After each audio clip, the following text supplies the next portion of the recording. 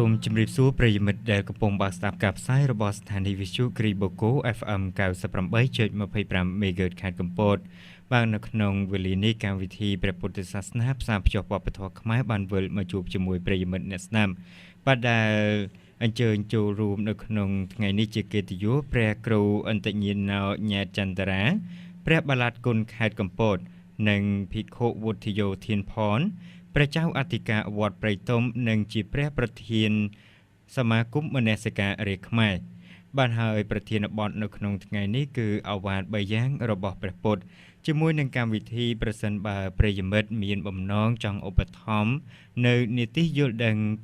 បាននីតិព្រះពុទ្ធសាសនាផ្សារភ្ជាប់នឹងវប្បធម៌ខ្មែរនេះលោកអ្នកអាចទំនាក់ទំនងមកព្រះចៅអធិការវត្តព្រៃតុំតាមរយៈទូរស័ព្ទលេខ011533376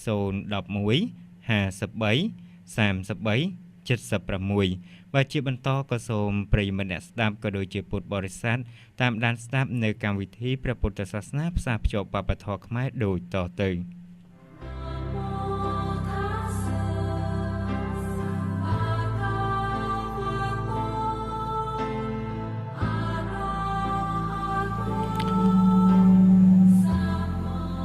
นะโมตัสสะภะคะวะโตอะระหะโตสัมมาสัมพุทธัสสะนะโมตัสสะภะคะวะโตอะระหะโตสัมมาสัมพุทธัสสะนะโมตัสสะภะคะวะโตอะระหะโตสัมมาสัมพุทธัสสะนะมัทธุรัตนัตยัสสะวันเตมิខ្ញុំព្រះករុណាសូមនមស្ការចំពោះព្រះរតនត្រ័យទាំង3មានព្រះពុទ្ធរតនៈ1ព្រះធម្មរតនៈ1ព្រះសង្ឃរតនៈ1ដោយសេចក្តីគោរពដល់ពងពោះនិងខ្ញុំបកណាសូមនមស្ការចំពោះព្រះមេគុណខេត្តកំពតជាទីគោរពសក្ការៈនិងសូមនមស្ការចំពោះព្រះសហការីប្រមេគុណនិងសូមនមស្ការចំពោះព្រះអនុគុណគ្រប់ស្រុកទូទាំងខេត្តកំពតនិងសូមនមស្ការព្រះគ្រូចៅអធិការគ្រប់វត្តទូទាំងខេត្តកំពតនិងប្រធេរានុធេរៈគ្រប់ព្រះអង្គនិងក្នុងស្ទូឌីយោនេះដែរគឺខ្ញុំកណាក៏សូមនមស្ការចំពោះព្រះអន្តញ្ញាណោញ៉ែតចន្ទរាព្រះបាឡាតគុណខេត្តកំពតដែលគង់នៅវត្តជុំគ្រៀលជាទីគោរពសក្ការៈដល់ពងពោះដោយថ្ងៃនេះគឺជាថ្ងៃ14រោចខែកដឹកឆ្នាំមមីឆស័កពុទ្ធសករាជ2558ត្រូវនឹងថ្ងៃពហុទី20ខែវិច្ឆិកា2014អញ្ចឹងនៅក្នុងវេលាគ្រានេះដែរគឺដោយមានព្រះវត្តមានដល់ខ្ពង់ពោះរបស់ព្រះគ្រូបាឡាតគុណខេត្តកំពតដែលព្រះអង្គនិមន្តចូលរួមជាវាគ្មិនដើម្បីនឹងបកស្រាយនៅបញ្ហាកម្មដែលតាក់ទងទៅនឹងពុទ្ធសាសនានៅក្នុងស្ទូឌីយោនេះតែម្ដងដូច្នេះហើយនៅក្នុងវេលាគ្រានេះដែរគឺប្រធានបទដែលនឹងលើកយកមកដើម្បីបន្តគឺប្រធានបទដដែលទេបងចម្រើនពរគឺតាក់ទងទៅនឹងព្រះពុទ្ធអាវាទទាំងឡាយ3ប្រការទី1សពបាបស្សករណੰវាចាការធ្វើនៅអំពើបាបទាំងពួងទី2កុសលសោបសម្បទាការបំពេញនៅបុណ្យកុសលទី3សច្ចតបរិយោតបណੰដូច្នេះសូមខ្ញុំកណាអាត្មាក៏សូមចម្រើនពរដល់ញាតិញោមពុទ្ធបរិស័ទទាំងអស់ដែលបាននឹងកំពុងតែតាមដានស្ដាប់នៅនីតិព្រះពុទ្ធសាសនាផ្សារភ្ជាប់នឹងវប្បធម៌ខ្មែរនេះបើមានបំណងដើម្បីនឹងចូលរួមបញ្ចេញមតិយោបល់ដែលតាក់ទងទៅនឹងប្រធានបទ ក៏ដូចជាមានបំណងដើម្បីនឹងសាកសួរនៅបញ្ហាកម្មផ្សេងដែលតាក់ទងទៅនឹងព្រះពុទ្ធសាសនាហើយនឹងត្រូវទៅតាមប្រធានបទដែលលើកយកមកជជែកគ្នានេះក៏សូមទំនាក់ទំនងឬទូរស័ព្ទមកកាន់លេខ069 99 10 88 នឹងមានមួយខ្សែទៀតគឺ088 763 3068ហើយតាក់ទងទៅនឹងប្រធានបទនេះដែរគឺញាតិញោមពុទ្ធបរិស័ទបានជ្រាបហើយកាលពីយប់ម្សិលមិញនោះគឺមានប្រគុណម្ចាស់ដែលព្រះអង្គដែលជាវាគ្មិនបានបកស្រាយជាហូហែមកហើយដូច្នេះនៅក្នុងរាត្រីនេះក៏មិនខុសគ្នាដែរគឺប្រគុណម្ចាស់នឹងចូលរួមដើម្បីបកស្រាយតាក់ទងទៅនឹងពុទ្ធអាវាទពីព្រោះថាពុទ្ធអាវាទនេះគឺពាក្យទូមានព្រានបណ្ដៅរបស់ព្រះធម្មានពភាកនេះគឺច្រើនដែលយើងមិនអាចដើម្បីនឹងយកមកនិយាយតែមួយយប់នឹងឲ្យអស់ក៏ទេដែរដូច្នេះហើយប្រធានបទគឺមិនទាន់នឹងមានការប្រែប្រួលឬផ្លាស់ប្ដូរអីទេដោយសារចង់បញ្ជាក់នឹងបញ្យលខ្លះដល់ញាតិញោមពុទ្ធបរិស័ទដែលមិនទាន់បានជ្រាបនៅក្នុងពុទ្ធអាវាទដែលជាការទូមានព្រានបណ្ដៅរបស់ព្រះធម្មានពភាកនេះដូច្នេះក្នុងឱកាសនេះដែរខ្ញុំកណាក៏សូមរតនាប្រគុណចាស់ព្រះបល្ល័តគុណខេត្តដើម្បីនឹងចម្រើនពរដល់ញាតិញោមជាពុទ្ធបរិស័ទនៅក្នុងគណៈពេលនេះណាសូមរតនានិមន្តនមត្ថរតនតយសវន្ទាមិខ្ញុំព្រះអង្គសូមក្រាបសំពះនមស្ការចំពោះប្រជុំ3នៅបត្រៃរតន៍គឺព្រះពុទ្ធព្រះធម៌ព្រះសង្ឃដោយសេចក្តីគោរពដ៏ខ្ពង់ខ្ពស់បំផុតនិងសូមក្រាបថ្វាយបង្គំចំពោះព្រះមេគុណខេត្តកំពតជាទីសក្ការៈព្រមទាំងសហការីនិងថ្វាយបង្គំចំពោះព្រះអនុគុណព្រមទាំងសហការីព្រះចៅឌីកាគ្រប់ស្រុកប្រធេរានុធិរៈគ្រប់ព្រះអង្គទាំងអស់ជាទីសក្ការៈក៏សូមចម្រើនពរដល់ញាតិញោមទាំងអស់ដែលជាអ្នករួមនៅសាសនាជាមួយនឹងគ្នាពលគឺជាបរិស័ទរបស់ផងព្រះសម្មាសម្ពុទ្ធជាម្ចាស់ថ្ងៃនេះជាថ្ងៃលើកទី2ហើយដែលខ្ញុំកណាអាត្មាភាពនឹងបានចូលរួមសម្ដែងបកស្រាយនៅប្រធានបទដែលព្រះអង្គបច្ចារិកាវត្តព្រៃតុំដែលជាប្រធាននៃសមាគមមនសិការរះខ្មែរលោកបានប្រួយផ្ដើមបង្កើតនៅកម្មវិធីនេះឡើងដើម្បីផ្សព្វផ្សាយនៅពុទ្ធសាសនានិងវប្បធម៌ខ្មែរយើងដើម្បីឲ្យពុទ្ធបរិស័ទទាំងអស់ដែលជាកូនខ្មែរបានជ្រាបជ្រាបបានយល់ច្បាស់ហើយក៏ជាការមួយនឹងដាស់នៅសតិសម្បជញ្ញៈដល់ពុទ្ធបរិស័ទទាំងអស់ឲ្យនាំគ្នាក្រោកឈរឡើងនាំគ្នាបំពេញនៅសេចក្តីល្អឡើងដើម្បីពុទ្ធសាសនានិងវប្បធម៌របស់ខ្មែរយើងអញ្ចឹងនៅនាទីនេះខ្ញុំកណាអាត្មាភាពដែលបានទទួលនៅការរតនានិមន្តនៃព្រះអង្គដែលជាប្រធានសមាគមដើម្បីចូលរួមបកស្រាយនោះគឺក្នុងឱវាទទាំង3យ៉ាងពីយប់ម្សិលអាត្មាក៏បានបញ្ជាក់នៅដើមកំណើតនៃពុទ្ធឱវាទនេះញាតិញោមពុទ្ធបរិស័ទក៏បានជ្រាបនិងបានដឹងបានឮទាំងអស់គ្នាហើយដែរថា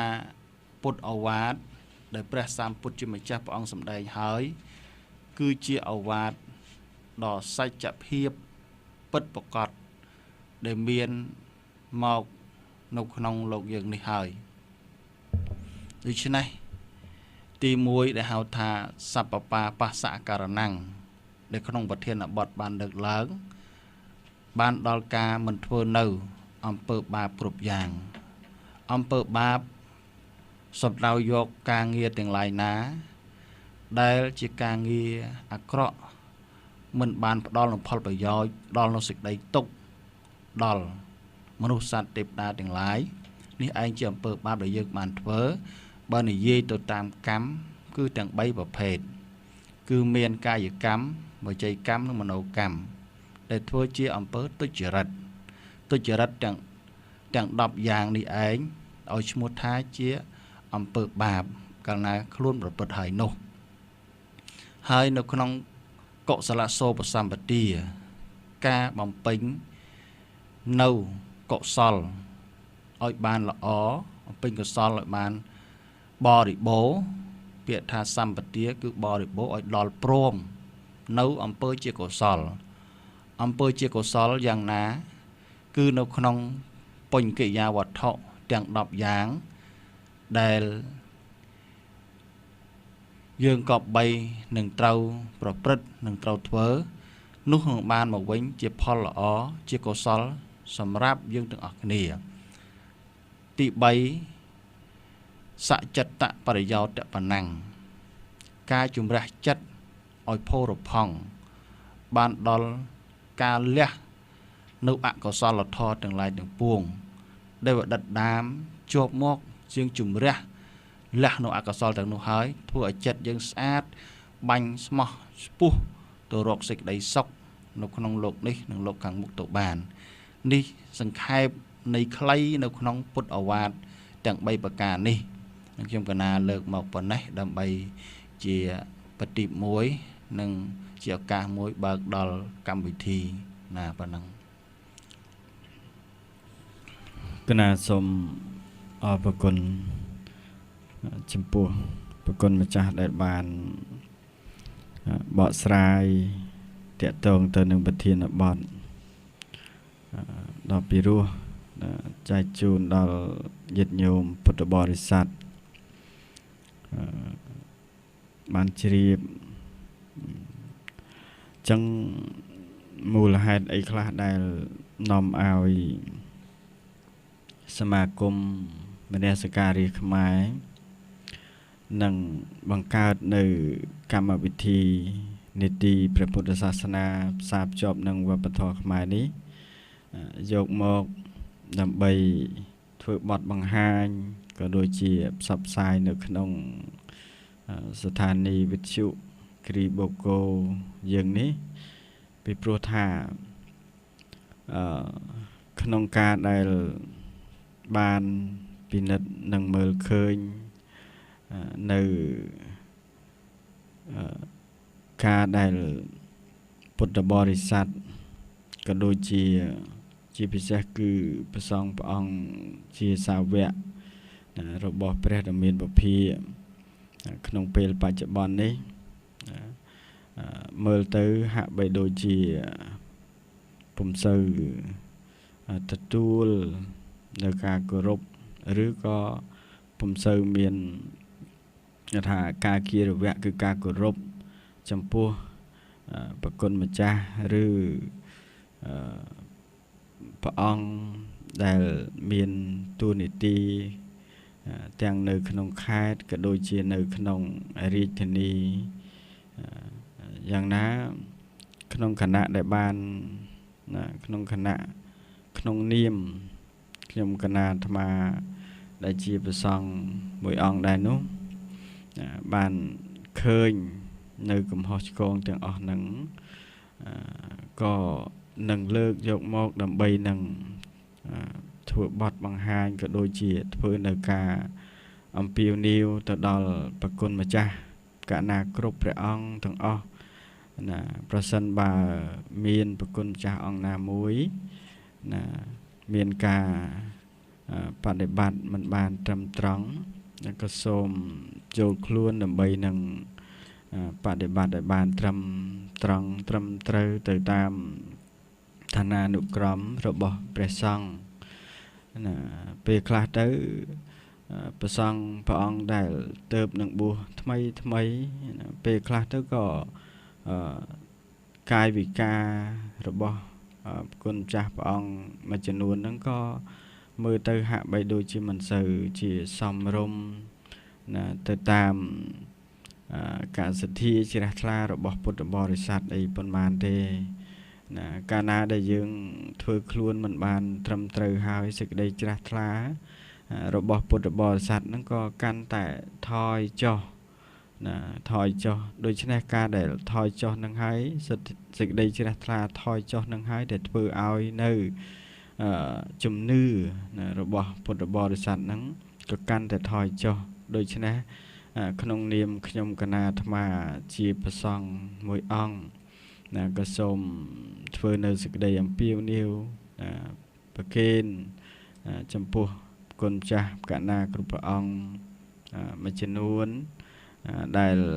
មានកាយវិចារនឹងមិនបានត្រឹមត្រូវសូមឲ្យវិលមករកភាពត្រឹមត្រូវវិញហើយត្រូវឲ្យមានការគោរពទៅតាមឋានានុក្រមជាពិសេសគឺមានការគោរពចំពោះដូចជាប្រមេគុណលោកជាអធិបតីភាពនៅក្នុងខេត្តអីយើងត្រូវមានការគោរពលោកព្រះសហការីប្រមេគុណក៏យើងត្រូវគោរពទៅតាមទួនាទីតាមឋានានុក្រមព្រះអនុគុណក៏ដូចជាព្រះសហការីអនុគុណនិងព្រះចៅអធិការណានិងប្រធេរានុធេរៈគ្រប់ព្រះអង្គដែលមានភាសាខ្ចីហ្នឹងយើងគោរពគ្នា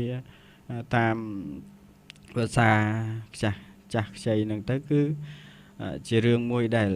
មើលទៅគួរឲ្យជាទីជ្រះថ្លារបស់ពុទ្ធបរិស័ទណាទាំងពីការស្លៀកដណ្ដប់នៅសម្ពុទ្ធជ័យវរអីជាដើមហ្នឹងណាពេលខ្លះទៅក៏វែងកវត្តក៏វែងអីមើលទៅវាមិនសូវជាទីរីករាយរបស់ពុទ្ធបរិស័ទណាអញ្ចឹងក្នុងនាមខ្ញុំកណាអាត្មាជាប្រធានសមាគមមនសិការរាស្ត្រខ្មែរណាអញ្ចឹងហើយសូមធ្វើយ៉ាងណាណាគុណចាស់គ្រប់អង្គសូមវិលមករកភាពដើម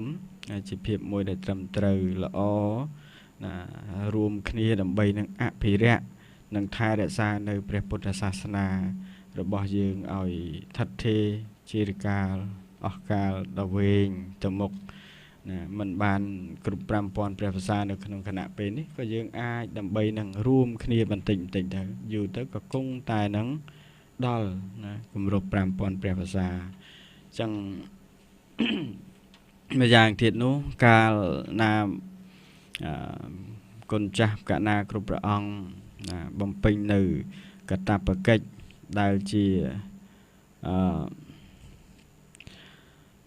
ប្រសង់មួយអង្គដែលជាទីជ្រះថ្លាហើយហ្នឹងអញ្ចឹងពុទ្ធបរិស័ទក៏គាត់នឹងជ្រះថ្លាកាលណាគាត់ជ្រះថ្លា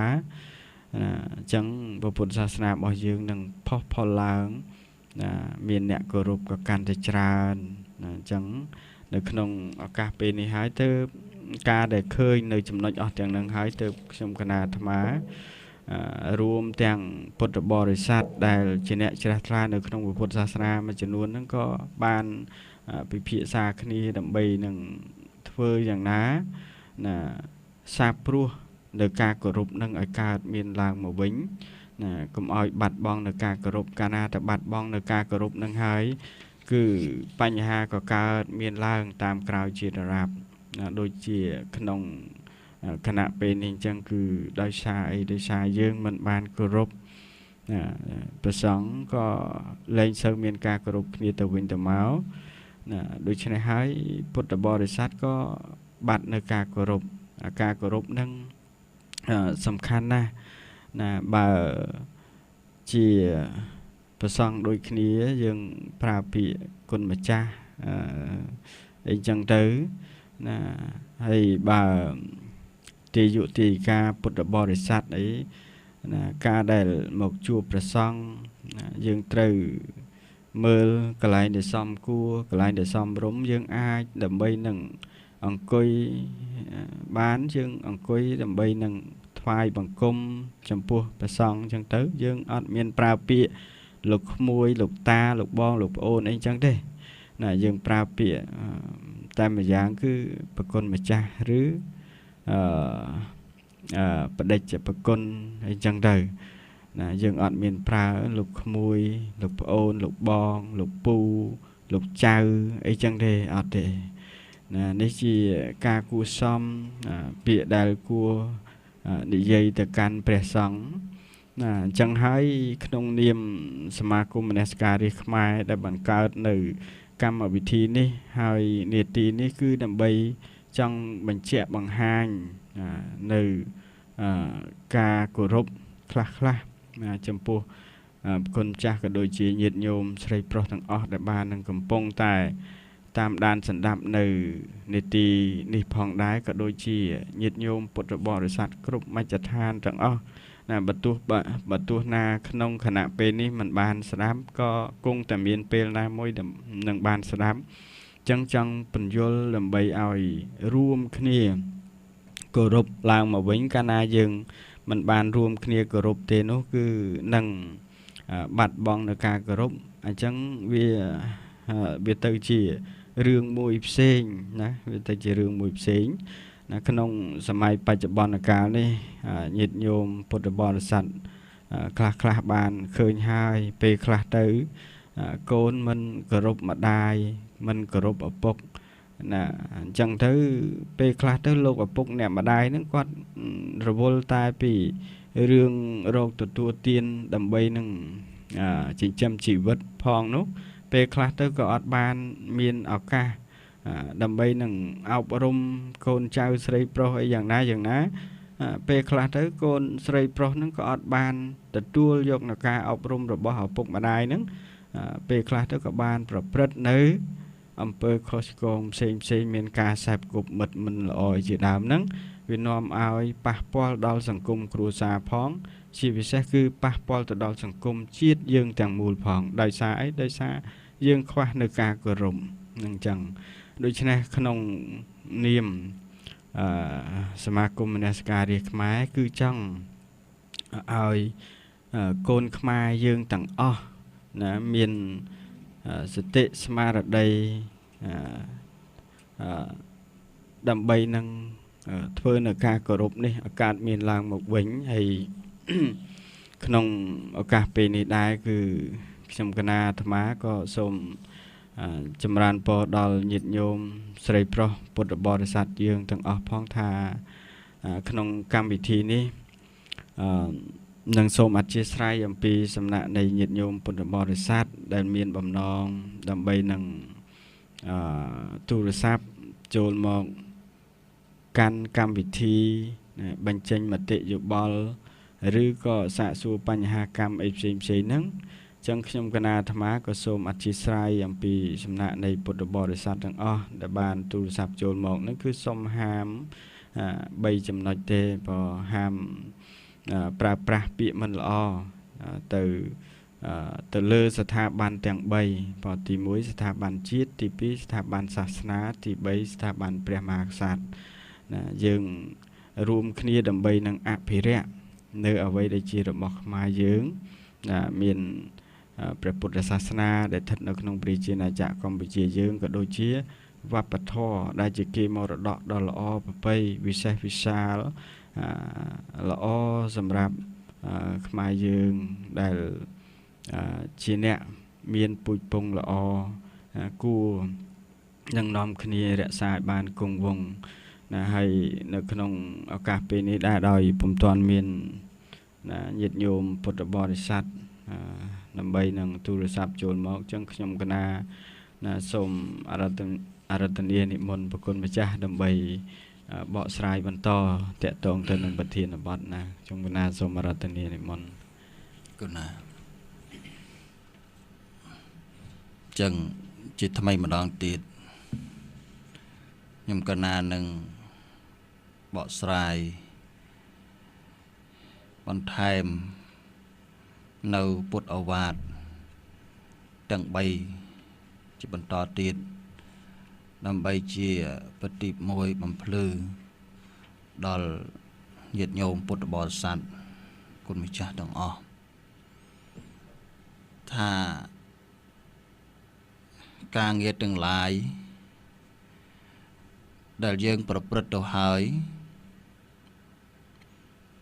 ព្រះអង្គដែលលោកបានត្រាស់ដឹងដែលញាតិញោមពុទ្ធបរិស័ទប្រគុណម្ចាស់ទាំងអស់បានជ្រាបថាការស្វែងរកនៅការត្រាស់ដឹងនៃព្រះពុទ្ធ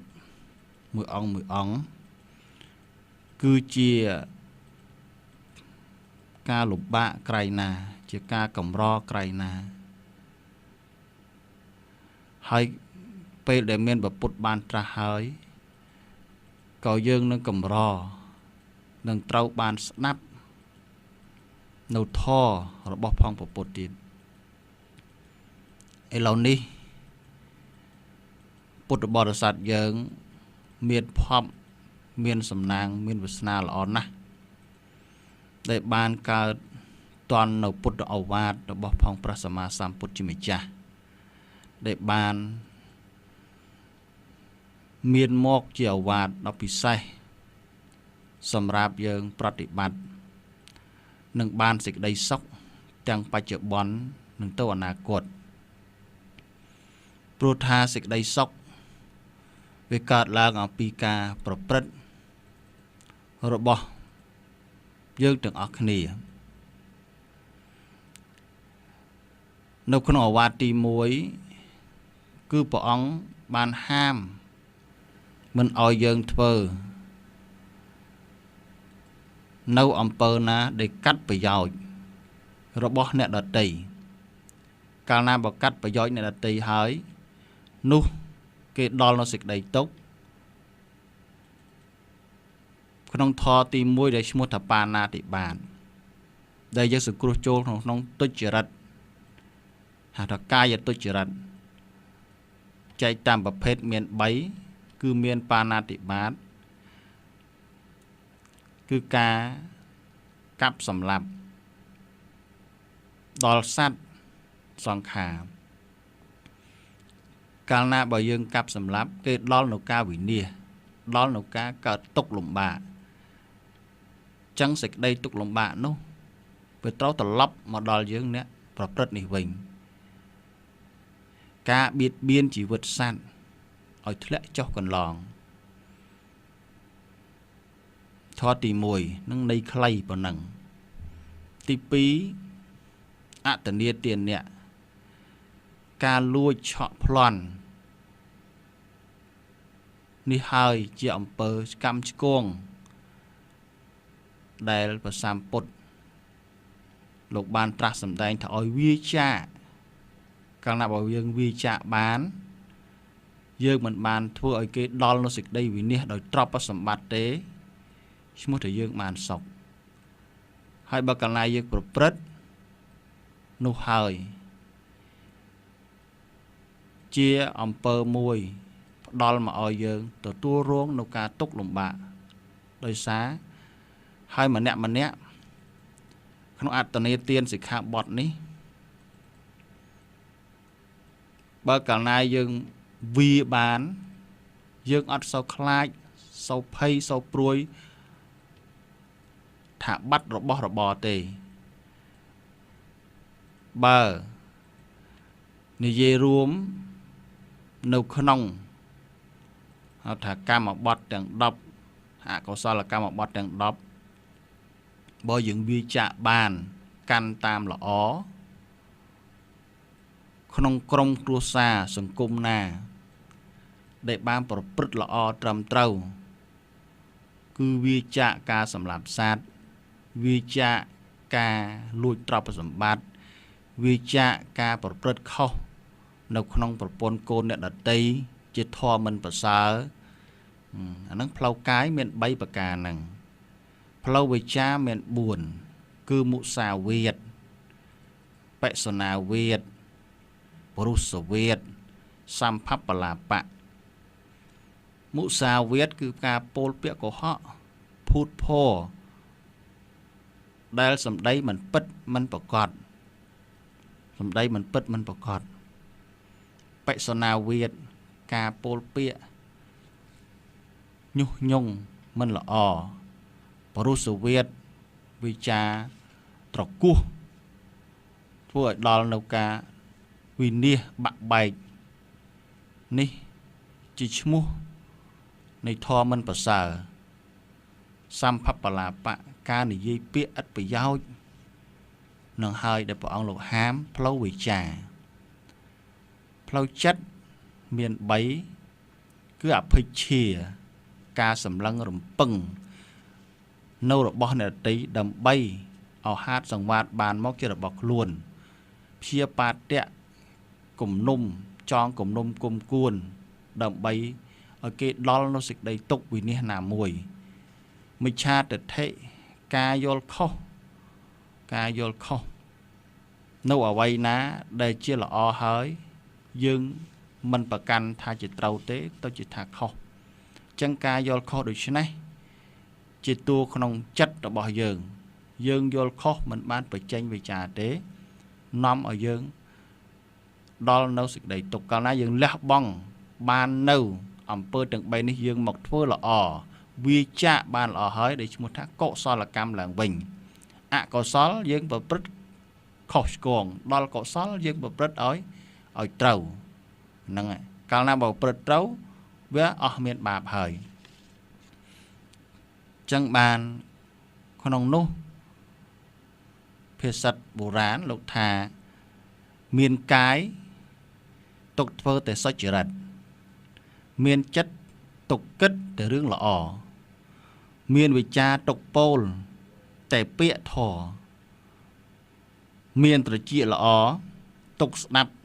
ធម៌នៃសប្បុរសនេះជាភាសាមួយសម្រាប់យើងជាពុទ្ធបរិស័ទយកទៅពិចារណាទាំងអស់ហ្នឹងហើយរឿងអំពើបាបហ្នឹងជាអវាទទី1ហើយព្រះសម្ពុទ្ធជាម្ចាស់ព្រះអង្គត្រាស់ដឹងហើយគឺមានករណាគុណពិសេសណាស់សង្គ្រោះដល់សត្វលោកហើយធម៌របស់ព្រះអង្គញាតិញោមពុទ្ធបរិស័ទគិតមើលទៅតាំងពីថ្ងៃព្រះអង្គលោកត្រាស់ដឹងសម្ដែងគ្រប់45ភាសាគាត់ព្រះអង្គចូលនិព្វានរហូតដល់សពថ្ងៃនេះពុទ្ធសាសនាកន្លងទៅហើយ2500ឆ្នាំប្លាយហើយគឺអវាទនៅតែថ្មីដដែលនៅតែល្អដដែលនៅតែតិចសម្រាប់អ្នកប្រតិបត្តិសម្រាប់អ្នកគោរពធ្វើល្អនឹងចឹងហើយបាននៅក្នុងកម្មវិធីនេះព្រះអង្គដែលជាប្រធានលោករៀបយកនៅពុទ្ធអវាទទាំង3ប្រភេទនេះយកមកដើម្បីជាការដំណោះស្រាយមួយបកស្រាយនៅអវាទនោះពួកញាតិញោមខ្លះទាំងប្រុសស្រីទាំងក្មេងទាំងចាស់ពុំតាន់បានយល់ទេហើយវប្បធម៌របស់ខ្មែរយើងជាវប្បធម៌ល្អណាស់គឺចេះរាក់ទាក់ចេះទទួល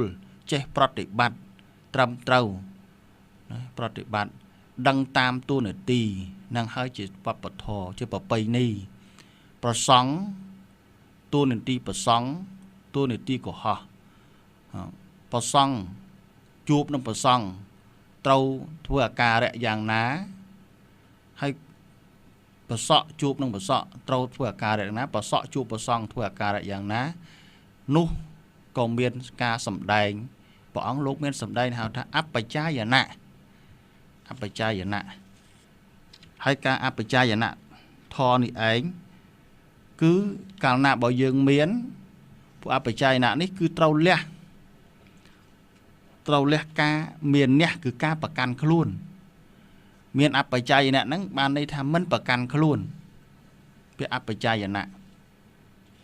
គឺមិនប្រកាន់កាលណាបើប្រកាន់ខ្លួនមិនដឹងមិនស្គាល់ចាស់ស្គាល់ទុំទេតើចាស់ត្រូវធ្វើយ៉ាងណាហ្នឹងហើយដែលស្ថិតនៅក្នុងថាយើងក៏បីមានហៅថាសុជីវធម៌ក្នុងខ្លួនសុជីវធម៌នេះគឺការគោរព ការស្គាល់ដឹងថាប្រធេរៈបើផ្នែកប្រសងវិញថាស្គាល់ថាប្រធេរៈស្គាល់អនុថែណាដោយព្រះអង្គប្រធានលោកបានលើកបាញ់មិញអញ្ចឹងហ្នឹងការស្គាល់ការចេះគោរពប្រតិបត្តិរវាងគ្នានឹងឯងហើយជាអបច្ច័យនធម៌កាលណាបើមានអបច្ច័យនធម៌សេចក្តីសុខហ្នឹងវាមានមកតាមហ្នឹងបើកាលណាខ្វះអបច្ច័យនៈខ្វះការគោរពខ្វះការប្រតិបត្តិហើយសេចក្តីសុខក៏ពុំកើតឡើងមានបានប្រមាណដែរហ្នឹងហើយព្រះអង្គសម្ដែងមកអស់ហើយមានគ្រប់ទាំងអស់ទាំងចំណេះដឹងទាំងវប្បធម៌ទាំងសីលធម៌ការរស់នៅរបស់មនុស្សព្រះអង្គជ្រាបទាំងអស់យល់ឃើញទាំងអស់បានព្រះអង្គលើកជាឱវាទទាំង3យ៉ាងនេះយកមកដើម្បីជាកញ្ចក់សម្រាប់ឆ្លោះបញ្ចាំងនៅជីវិតរបស់យើងម្នាក់ព្រះអង្គមិនអោយរកឯណាទេគឺរកក្នុងខ្លួនយើងហ្នឹងរកធម៌ក្នុងខ្លួនមិនមែនរកឆ្ងាយពីហ្នឹងទេរកសេចក្តីល្អហ្នឹងកើតឡើងពីខ្លួនយើងទាំងអស់សេចក្តីល្អកើតឡើងពីខ្លួនយើងអ្វីដែលយើងបានធ្វើហើយបានប្រព្រឹត្តហើយកាលណាបើចេះកែនៅទម្លាប់ចេះកែនៅរបស់ណាដែលថាជាអំពើមិនល្អហើយនោះសេចក្តីសុខសេចក្តីចម្រើននឹងកើតមានបានមកដល់យើង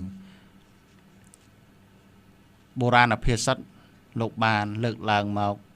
ដើម្បីទុកឲ្យកូនចៅជំនាន់ក្រោយលោកចេះពិចារណាដែរលោកលើកថាចោលប្លន់នៅសល់ផ្ទះអស់ប្រាក់មាសមិនជាអ្វីឆេះផ្ទះនៅសល់ដីអត់បាយឆៃដីលក់បានចាញ់លបែងសល់ជីវិតបើចេះគិតវិលវិញថ្កានញៀនថ្នាំប្រចាំប្រានកែលែងបានស្លាប់ទាំងរស់ណែញាតិញោមនឹងភាសិតបុរាណហៅថាបុរាណភាសិតដែលលោកចងក្រងមកជានៃសេចក្តីល្អណាស់នៃសេចក្តីល្អណាស់សម្រាប់ឲ្យមនុស្សទូទៅទាំងអស់ស្គាល់យល់ច្បាស់អំពីជីវិតម្នាក់រស់នៅក្នុងសង្គមឲ្យយល់អំពីសង្គមតើសង្គមជាតិមានការអភិរក្សមានការអភិវឌ្ឍយ៉ាងណាឲ្យមានស្គាល់សីលធម៌រស់នៅខ្មែរមានសីលធម៌វប្បធម៌របស់ខ្មែរផូរផង់ល្អណាស់គ្រាន់តែអ្នករស់នៅដើម្បីយកនៅវប្បធម៌សីលធម៌ទាំងអស់នោះមកប្រតិបត្តិមកគោរពតាមមិនបានប៉ុណ្ណោះទេបើកាលណាធ្វើបានជាការពិតស្គាល់លក្ខណៈត្រឹមត្រូវទាំងអស់គ្នានឹងខ្ញុំកណាបកស្រាយមកប៉ុណ្ណេះដើម្បីទុកប្រគេនគុណម្ចាស់មានការយោបល់យ៉ាងណាទៀតសូមនិមន្ត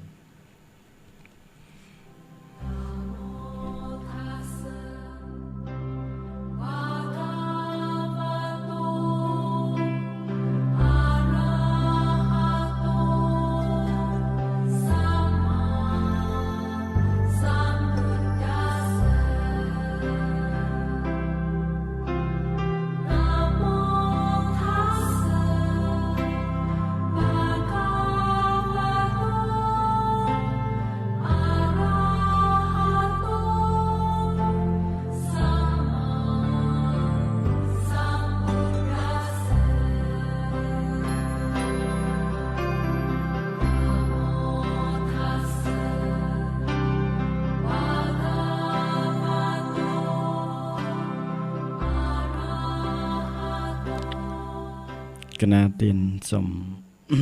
អរព្រគុណគុណចាស់យ៉ាងជ្រាលជ្រៅដែលបានបកស្រាយនៅពធដ៏ពិរោះនៅក្នុងឱកាសពេលនេះចឹងសម្រាប់ញាតិញោមជាពុទ្ធបរិស័ទដែលមានបំណងដើម្បីនឹងទូរស័ព្ទមកកាន់កម្មវិធីចូលរួមបញ្ចេញមតិយោបល់ក៏ដូចជាសាកសួរនៅបញ្ហាកម្មផ្សេងដែលតាក់ទងទៅនឹងព្រះពុទ្ធសាសនា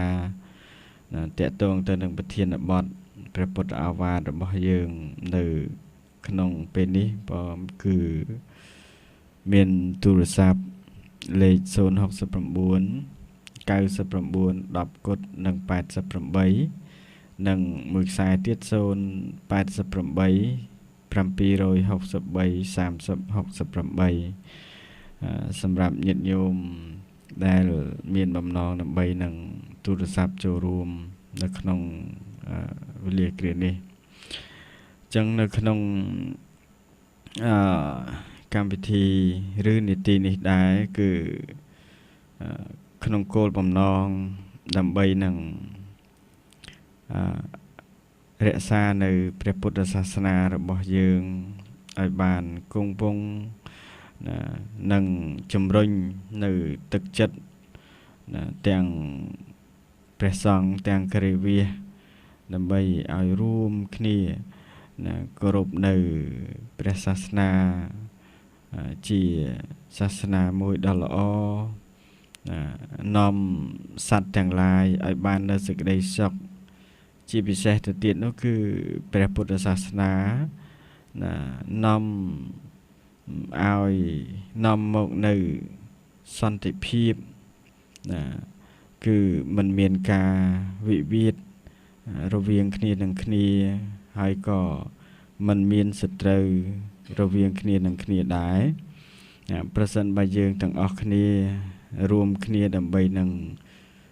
គោរពហើយលើកស្ទួយនៅព្រះពុទ្ធសាសនារបស់យើងនេះឲ្យបានគ្រប់គ្នានោះប្រកាសជាបាននៅសេចក្តីសុខ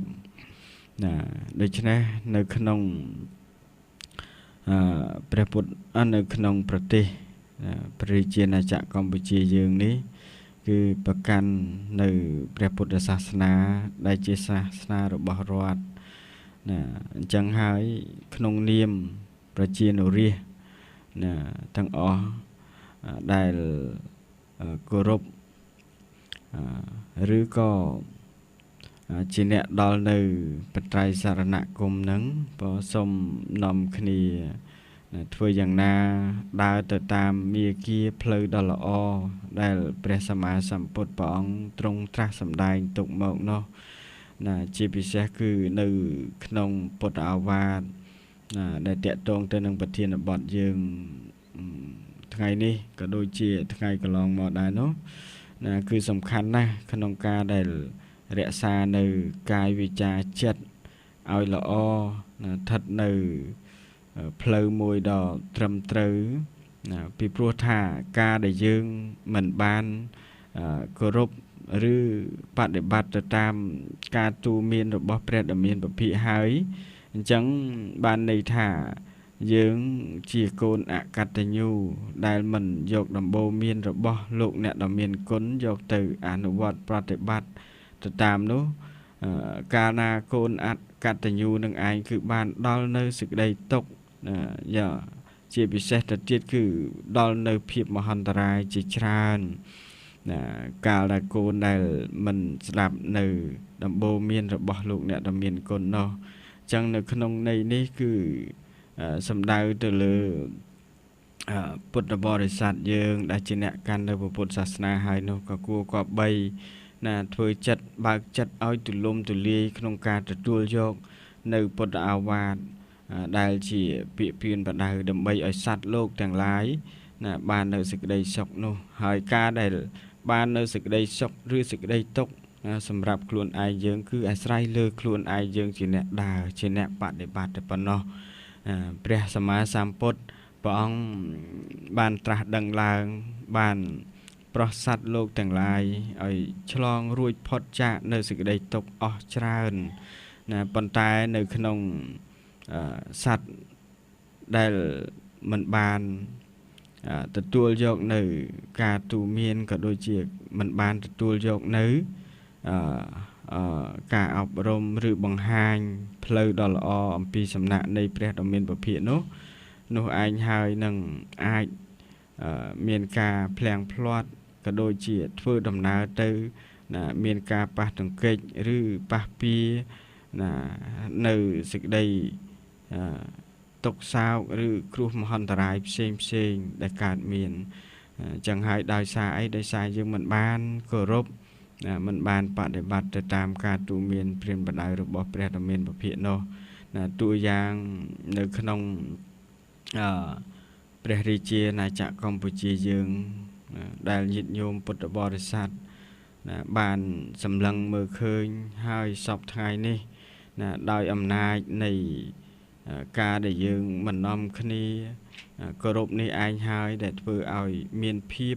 មិនប្រក្រតីកើតឡើងនៅក្នុងសង្គមរបស់យើងពេលខ្លះទៅក៏យើងមើលទៅឃើញមានភាពរញ៉េរញ៉ៃរហូតដល់តែអ្នកខ្លះនោះអាចនឹងលួចយកនៅសាសនារបស់ព្រះសម្មាសម្ពុទ្ធរបស់យើងនឹងយកទៅធ្វើអីផ្ដេសផ្ដាស់ផ្សេងចឹងទៅក្នុងនាមយើងជាពុទ្ធបរិស័ទជាពិសេសគឺនៅក្នុងសង្គម Facebook យើងមួយចំនួនហ្នឹងក៏ពេលខ្លះទៅមើលទៅយកស្បង់ចៃវរហ្នឹងយកទៅស្លៀកដណ្ដប់អីធ្វើមើលទៅវាគួរឲ្យឲ្យប្រព្រឹត្តប្រេះផ្ដាស់មើលទៅវាគួរឲ្យថាយើងអ្នកខណ្ឌពុទ្ធសាសនាណាពេលខ្លះទៅវាមើលទៅវាពិបាកភ្នែកមើលដូច្នេះហើយយើងជាពុទ្ធបរិស័ទទាំងអស់គួររួមគ្នា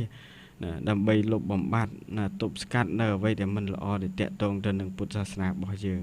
ហើយបើសិនជាយើងគ្រាន់តែកាន់យើងអត់បានដឹងឲ្យស៊ីជម្រៅអញ្ចឹងហើយអ្នកពេលខ្លះទៅជនឆ្លៀតឱកាសឬឆក់ឱកាសនឹងអាចយកសាសនារបស់យើងទៅធ្វើអីផ្ដេសផ្ដាស់ប្រព្រឹត្តមិនល្អអញ្ចឹងទៅវានាំឲ្យប៉ះពាល់បើសិនជាញាតិញោមពុទ្ធបរិស័ទបានសិក្សារៀនសូត្របានស្ដាប់ទៅយល់ដឹងជ្រៅជ្រះនៅក្នុងផ្លូវពុទ្ធសាសនានឹងហើយពេលខ្លះទៅញាតិញោមអាចឃើញបុគ្គលឯណានិមួយយកសាសនាទៅធ្វើអីដែលមិនល្អញាតិញោមអាចនឹងសាកសួរនឹងព័ត៌មាននឹងឲ្យបានច្បាស់លាស់ទៅយើងអាចនាំគ្នាទប់ស្កាត់បានអញ្ចឹងហើយបានថានៅក្នុងគោលបំណងរបស់សមាគមមនសិការរាជខ្មែរនេះនឹងខំប្រឹងប្រែងធ្វើយ៉ាងណាដើម្បីឲ្យការគោរពនេះហើយការយល់ដឹងនេះនឹងកើតមានឡើងឲ្យកាន់តែច្រើនសម្រាប់នៅក្នុងសង្គមខ្មែរយើងទាំងមូលដូច្នេះហើយនៅក្នុងឱកាសពេលនេះគឺដោយពេលវេលាក៏ខើចណាស់មកហើយដែរហើយមើលទៅញាតិញោមពុទ្ធបរិស័ទដែលបានកំពុងនឹងតែតាមដានសន្តាប់មានញាតិញោមខ្លះទៅក៏គាត់ស្ដាប់ឮពេលខ្លះទៅគាត់ថាខ្ញុំកណាចង់ទេទៅដែរប៉ុន្តែមិនដឹងទេទៅនិយាយយ៉ាងម៉េចអញ្ចឹងហើយគាត់អត់ហ៊ានទេមកក៏មានដែរបងមានញាតិញោមខ្លះគាត់ទូរស័ព្ទមកប្រាប់អញ្ចឹងដែរថាគុណចាស់ខ្ញុំកណាបានស្ដាប់ប៉ុន្តែគ្រាន់តែខ្ញុំកណាមិនហ៊ានទេចូលពីព្រោះថាខ្ញុំកណាអត់ចេះនិយាយអញ្ចឹងញាតិញោមកុំខ្លាចបើឲ្យកុំពិបាកក្នុងការនិយាយមិនអីទេបងជាឧបាសកជាឧបាសិកាក្តីទូរស័ព្ទមកថ្វាយបង្គំគុណចាស់អីចឹងទៅខ្ញុំម្ចាស់មានបញ្ហាខ្លះមានចម្ងល់ខ្លះដែលតាក់ទងទៅនឹងពុទ្ធសាសនាអញ្ចឹងខ្ញុំកណាឆ្ងល់អីខ្ញុំកណាសុំសួរគុណចាស់ពីចេះមួយចេះពីរអញ្ចឹងញាតិញោមអាចនឹងសាកសួរបានមិនជាទាស់ខុសអីទេបងមិនជាទាស់ខុសអីទេញាតិញោមអាចទូរស័ព្ទចូលមកបានតាមរយៈលេខ069 99 10 88និង088 763 3068ចឹងញាតិញោមអាចដើម្បីនឹងទូរស័ព្ទចូលមកបានហើយពាក់ព័ន្ធទៅនឹងនេតិនេះផងដែរគឺមានញាតិញោមដែលមានចម្ងល់ឬសូតែឈ្មោះសមាគមមនសិការរាជខ្មែរហ្នឹងអញ្ចឹងញាតិញោមអាចសាកសួរបាននៅក្នុងនេតិហ្នឹងបើអត់មានតោះខុសអីទេចង់ដឹងពី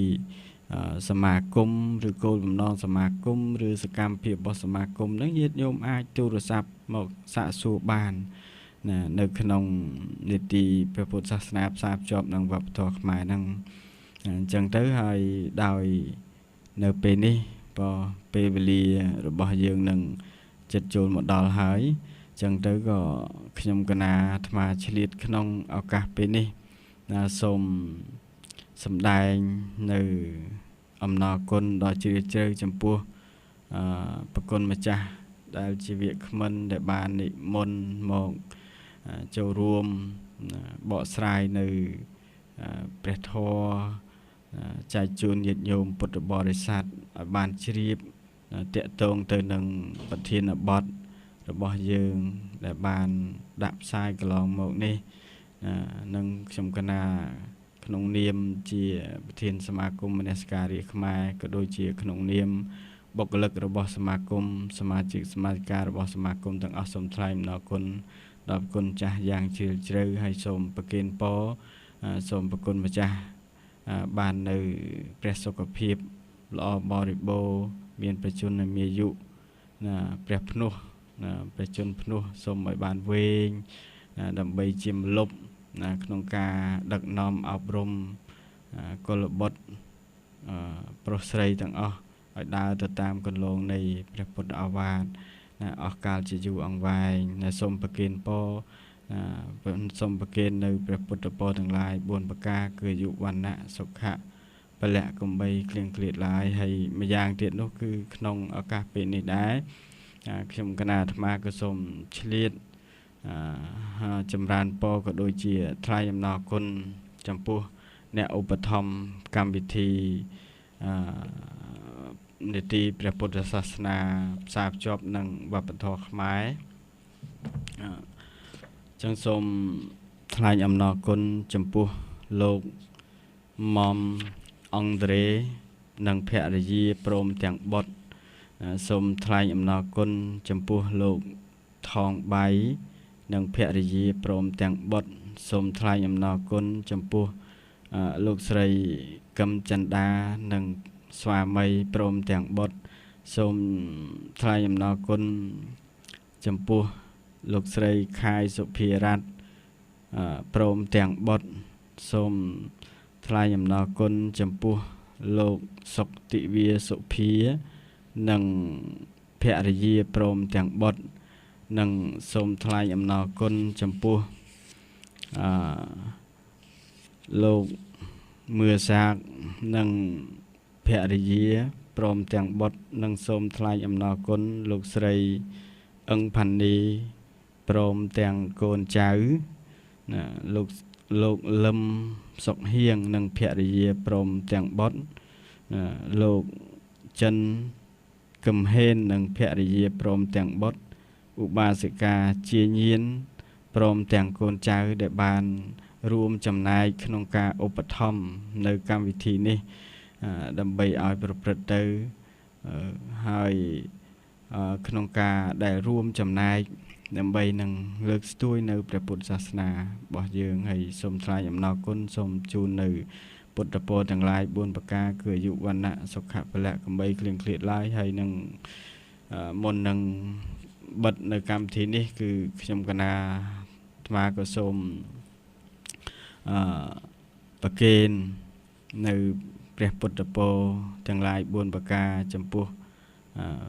ព្រះគ្រូមេគុណខេត្តកំពតនិងព្រមទាំងសហការីព្រះគ្រូអនុគុណគ្រប់ស្រុកនៅក្នុងខេត្តកំពតទាំងមូលព្រមទាំងសហការីនិងព្រះគ្រូចៅរិកាគ្រប់ព្រះអង្គគ្រប់វត្តស្ថិតនៅក្នុងខេត្តកំពតទាំងមូលព្រមទាំងប្រធេរានុធេរៈគ្រប់ព្រះអង្គហើយក៏សូមជូនពរញាតិញោមពុទ្ធបរិស័ទគ្រប់មជ្ឈដ្ឋានទាំងអស់ដែលបានតាមដានស្ដាប់នៅនីតិព្រះពុទ្ធសាសនាផ្សារភ្ជាប់នឹងវប្បធម៌ខ្មែរនេះសូមឲ្យញាតិញោមពុទ្ធបរិស័ទទាំងអស់បាននៅសេចក្តីសុខសេចក្តីចម្រើនជួបប្រទះនៅពុទ្ធពរទាំងឡាយ4ប្រការគឺអាយុវណ្ណៈសុខៈពលៈកំបីគ្លៀងគ្លាតឡើយហើយសូមអធិស្ឋានអំពីសំណាក់ព្រះគុណម្ចាស់ញាតិញោមស្រីប្រុសទាំងអស់ប្រសិនបើខ្ញុំកណាអាត្មា មានវិចារខុសឆ្គងអីយ៉ាងម៉េចយ៉ាងណាក៏សូមអធិស្ឋានអភ័យទោសដល់ខ្ញុំគណៈអាត្មាភាពដែលបានចូលមកនិងបំពេញនៅតួនាទីក្នុងនាមជាអ្នកបង្កើតនៅកម្មវិធីនេះដោយសេចក្តីអនុគ្រោះសូមថ្វាយបង្គំលានិងសូមចម្រើនពរលាសូមអរព្រះគុណនិងអរគុណ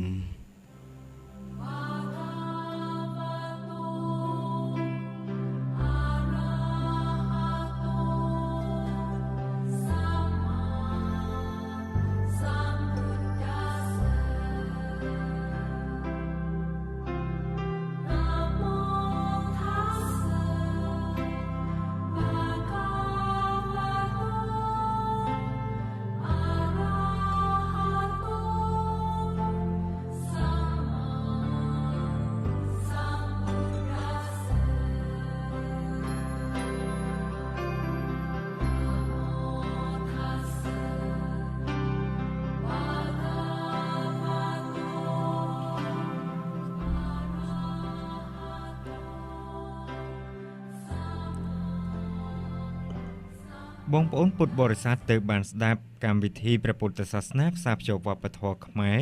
ដែលមានព្រះគ្រូឥតញ្ញាណោញ៉ែតចន្ទរាព្រះបាឡាត់គុណខេត្តកំពតនិងភិក្ខុវុទ្ធិយោធានផនព្រះចៅអធិការវត្តព្រៃធំនិងជាព្រះប្រធានសមាគមមនសិការរាជខ្មែរចូលរួមកម្មវិធីនៅក្នុងថ្ងៃនេះប្រសិនបើពុទ្ធបរិស័ទឬប្រិយមិត្តអ្នកស្ដាប់ចង់ចូលរួមឧបត្ថម្ភកម្មវិធីព្រះពុទ្ធសាសនាផ្សារភ្ជាប់វប្បធម៌ខ្មែរនេះសូមទំនាក់ទំនងមកព្រះចៅអធិការវត្តព្រៃធំនិងជាព្រះប្រធានសមាគមមនសិការរាជខ្មែរតាមរយៈប្រព័ន្ធទូរស័ព្ទលេខ011 53 33 76 010 53 76 76ហើយសម្រាប់ថ្ងៃស្អែកពីកម្មវិធីព្រះពុទ្ធសាសនាផ្សារភ្ជាប់វប្បធម៌ខ្មែរក៏ពិភាក្សាទៅលើប្រធានបទអវាទ3យ៉ាងរបស់ព្រះពុទ្ធដែលនឹងមានវាគ្មិនកិត្តិយសព្រះគ្រូឥន្ទញ្ញាណោញ៉ែតចន្ទរានិងភិក្ខុវុទ្ធិយោធានផនព្រះចៅអធិការវត្តព្រៃធំចូលរួមនៅក្នុងកម្មវិធីផងដែរខ្ញុំបាទសូមអរព្រះគុណនិងសូមអរគុណ